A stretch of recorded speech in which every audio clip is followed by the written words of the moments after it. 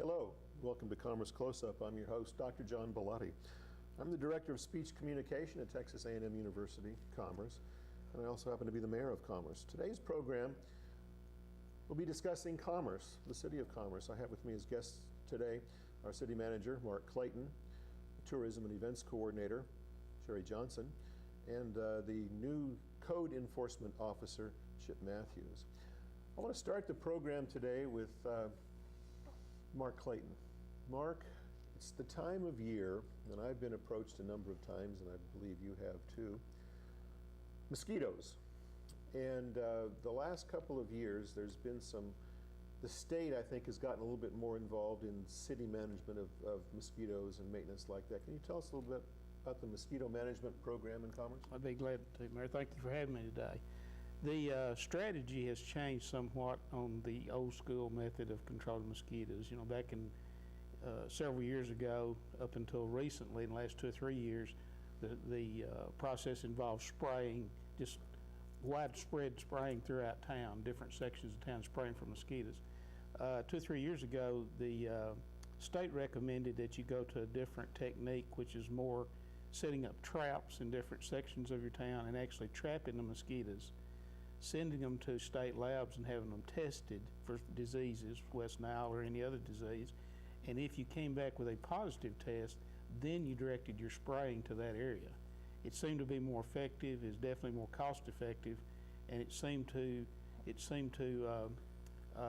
work much better than the old method, where you knew that the area you were spraying in had a mosquito there that tested positive.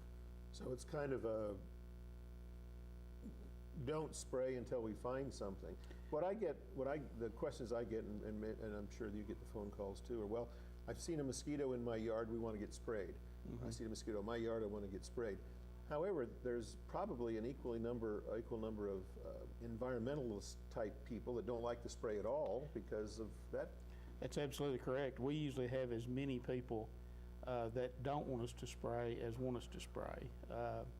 You know, if we have concentrated areas of people, say we have a baseball tournament or something going on where there's large groups of people, we usually go ahead and spray that area just as a preventive.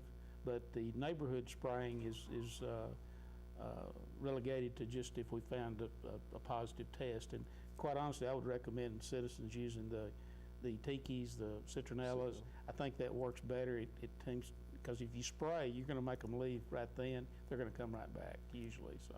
All right, thank you. I want to move on to Sherry Johnson. Sherry's our Tourism and Events Coordinator. That's quite a title. What does a Tourism and Events Coordinator do? Well, once again, thank you, Dr. Ballotti, for inviting me. A Tourism and Event Coordinator, I was hired to enhance the quality of life in commerce. I have been instrumental in the murals in town, the farmers market, different things like that. I am very happy to be there. I was asked to also take seniors on trips. Since Commerce is a certified retirement community, we wanted to do that. So it's a wonderful position. Now, with respect to tourism and events, and you were talking about trips, we'll have a couple of more episodes in today's program, and I'm going to get back to a couple other questions with you. But talk a little bit more about the bus trips right now, because you have sponsored a number of those. The city has over the last couple of years to Dallas, Fort Worth. We've gone to Oklahoma, Louisiana. What about those? We just got back a couple weeks ago from the Arboretum, and we try to keep our prices low so everyone can afford to go. It's mostly for seniors, but if someone else that isn't 55 wants to go, they're welcome to. They may just not get the discount. So it's better to be 55 and go, or 65 and go? Either. Usually you can be 80 and go if you want to. I know we've got a couple of big events coming up in town, and as I said, I want to get back to you on that probably in the next edition of this program. But I'd like to talk with our Code Enforcement Director, Officer, Chip Matthews. And Chip, kind of introduce us to a little bit about you and what you do, and we'll follow up with some questions too. Thank you, Mayor. Thank you for having me on the show. What I do for the City of Commerce is basically I respond and go out and patrol on a daily basis and look for dilapidated substandard structures. The city has put a program in to assist citizens to help them take care of dilapidated structures on their properties, and I meet with property owners and give them options to help them clean up the property that they own, and assist them in any way we can to help Commerce look better every day. We met actually about 3 years ago. You were conducting a workshop up in, I believe, in Silver Springs. It was shortly after I was elected the first time. Now, as far as code and code enforcement goes, you've got a couple of books on that. I think you've published. You're kind of the ruler as far as that goes. What do you look for specifically as far as code enforcement?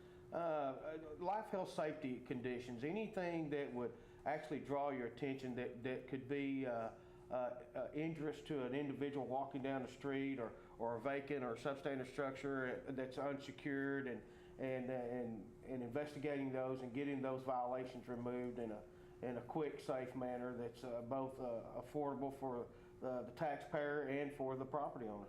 So we recently had, a couple of months ago, some issues involving safety issues with individuals that were going to be renting apartments or renting houses.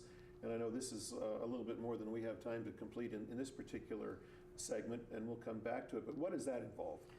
Basically, what that involves is in the City of Commerce, prior to you getting a water connection connected to a residential structure, it requires a residential safety inspection, and we go in and inspect the premises for any life, health, safety violations and advise the owner what they need to do to get it fixed. So if an individual owns a house in Commerce, that house will be inspected every time it changes residence, a renter moves in or out. And Yes, if sir. somebody has an apartment in Commerce, it's inspected once a year? Annually, yes, sir. Okay, thank you for joining me on the first segment of Commerce Close Up, this edition. We'll be back in just a few minutes. I'll be talking with Mark Clayton, Sherry Johnson, and Chip Matthews once again. Thank you.